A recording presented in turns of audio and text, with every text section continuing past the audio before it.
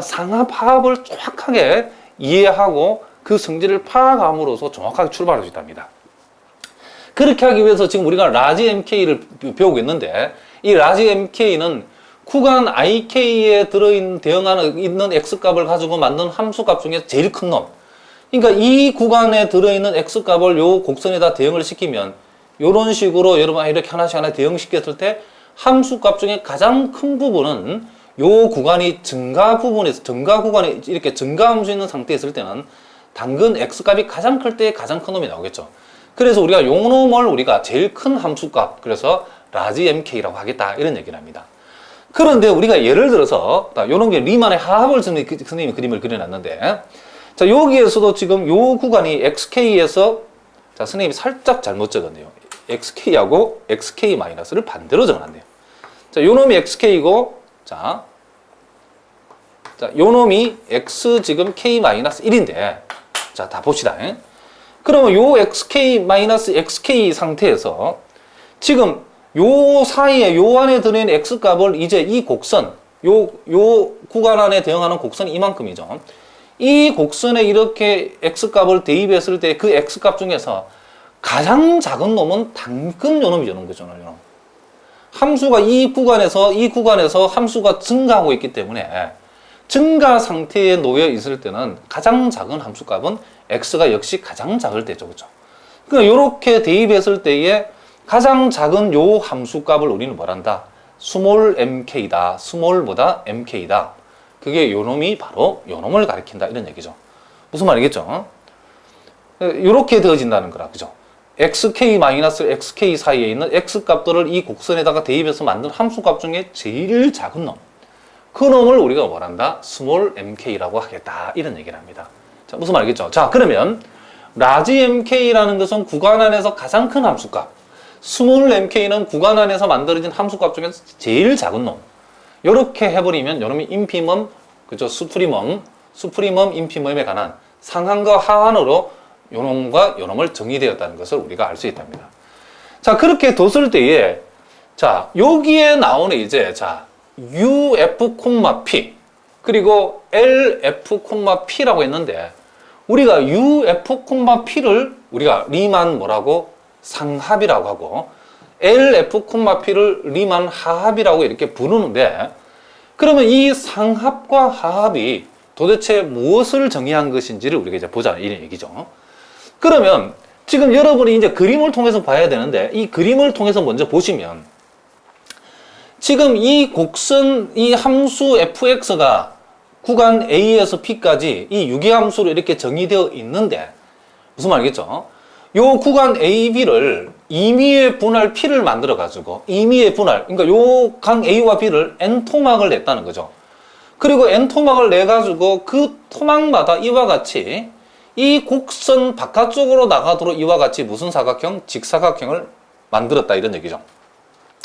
선생님은 요 칸이 모자라가지고 이 직사각형을 딱 6개 그랬는데 실제로 6개라는 게 아니고 요 직사각형 요런 게 몇 개다?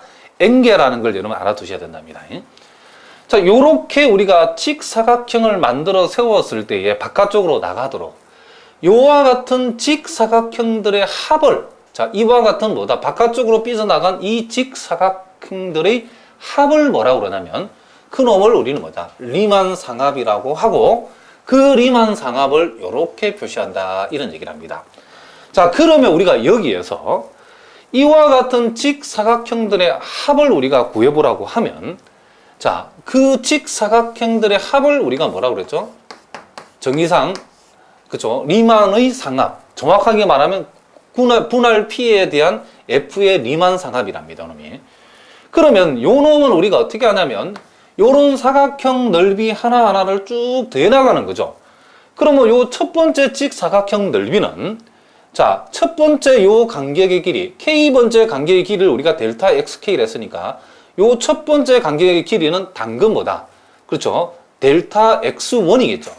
그러면 델타 X1에다가 요 직사각형의 넓이는, 요 사각형의 넓이의 요 세로의 길이는 요 구간 안에 들어있는 함수값 중에 제일 큰 놈이죠. 그러니까 M1이단 말이에요. M1.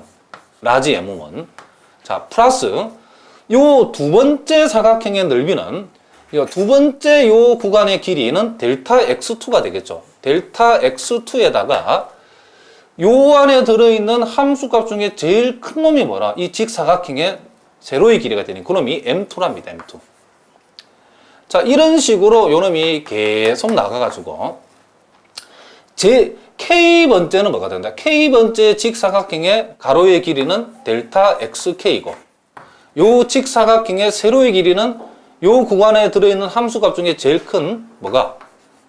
라지 mk가 되어지고 요렇게 해가지고 제일 마지막 놈은 요 구간의 길이가 델타 x 뭐가 된다? n번째니까 n이 되겠죠. 그리고 요 함수값은 n번째 높이니까 라지 mn이라고 우리가 얘기해 줄 수 있다. 이런 얘기를 합니다. 라지 mn. 그러면 요 놈을 우리가 지금 시그마를 이용해서 표시해 보면 요 놈은 시그마 k 있고 1부터 어디까지? n까지. 자, 요 놈이 일반항이죠. 델타 xk 곱하기 라지 mk. 요렇게 우리가 리만 상합을 표시해 줄 수 있다. 이런 얘기를 합니다. 자, 요 비슷한 내용을 여러분 고등학교 때도 본 적이 있는데 이제 정확하게 우리가 한번 정의해 보자. 그런 얘기죠. 그래서 요 놈을 요렇게 표시하겠답니다. 라지 mk 곱하기 델타 xk. 그러니까 요 리만 상합의 의미는 바깥쪽으로 이렇게 직사각형을 세웠을 때에 그 직사각형의 모든 넓이의 총합이 바로 뭐단다? 분할 p에 대한 함수 f의 리만 상합이다. 이렇게 우리가 얘기할 수 있다. 이런 얘기를 합니다. 무슨 말 알겠죠? 그러니까 리만 상합은 어떻게 나? 바깥쪽으로 직사각형을 삐져나와서 우리가 했다는 것을 알 수가 있답니다.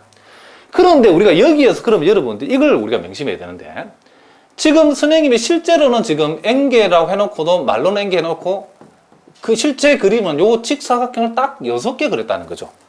그럼 만약에 여기다 직사각형을 6개가 아니고 12개를 이런 식으로 그려였는다라고 하면 자, 직사각형이 그러니까 요 n값이 만약에 여기서는 실제로는 6인데 그림은 6으로 그리는데 6개의 직사각형의 합하고 12개의 직사각형 합을 비교했을 때 어떤 것이 더 큰가? 요걸 여러분 아셔야 된답니다. 그거는 여기서 요 리만의 이 상합은 한마디로 얘기하면 중요한 얘기가 되는데 요 놈이 리만의 상합 즉 U, F, E, P는 n에 대한 그쵸? 이 n에 대한 n이 크면 클수록 이 크기가 어떻게 된다? 그쵸? 작아지는 무슨 함수다? 감소 함수라는 사실을 여러분이 알아두셔야 된답니다. 그러니까 우리가 이제 궁극적으로는 요 곡선, 즉 요 함수 fx, 여기에서 이 함수 fx에 요 갇혀 있는 요 면적을 우리가 나중에 이제 리만 적분에 의해서 정의하려고 하는 거기 때문에 요 직사각형의 개수를 늘리면 늘릴수록 요렇게 우리가 요런 부분들이 오차죠, 그렇죠? 실제 요 곡선 안에 갇혀 있는 면적하고 비교했을 때 요런 삐져나온 이런 부분들이 뭐다? 실제 넓이하고 실제 요 정적분 값하고는 오차인데 사각형의 개수를 늘리면 늘릴수록 이런 오차들이 커진다, 작아진다? 작아지면서 실제 요 면적이 뭐야? 요 면적에 가까워지는 거죠. 그렇기 때문에 이 상합이라고 하는 것은 이 직사각형의 개수를 늘리면 늘릴수록 요 넓이에 가까워지기 위해서는 면적이 점점점 줄어들어야 되겠죠. 작아져서 결국 나중에 공부하겠지만 요 넓이에 뭐가 된다? 나중에 수렴하는 모습으로 드러난다. 이런 얘기를 합니다. 그래서 n이 크면 클수록 요놈은 뭐다? 요 상합은 n에 대해서는 감소 함수라는 것을 여러분들이 알아두셔야 된다. 이런 얘기를 합니다. 무슨 말 알겠죠?